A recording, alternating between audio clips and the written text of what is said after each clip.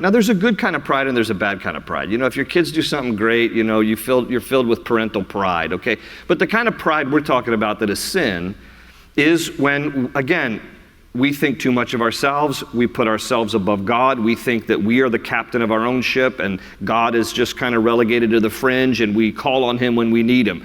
No, being submitted to God and surrendered to his authority is a life of humility. A life of pride is when we're arrogant and filled with ourselves. And Satan knows a little bit about this topic because it was his downfall. Before Satan became known as Satan, he was Lucifer. He was a beautiful angel that God had created. And the Bible says that when he was in heaven as this beautiful angel that God created, and it's interesting to note that God obviously gave angels the same kind of capacity for free will as he has given human beings. And in the exercise of his own free will, Lucifer decided that he wanted to be like God. And pride filled his heart.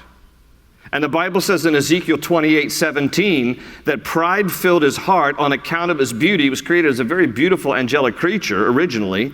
And so in Ezekiel 28:17, God says, "So I cast you to the earth." Satan got kicked out of heaven because pride filled his heart. So he knows something about the topic. And he will capitalize on any ounce of pride in our own lives in order to bring us down.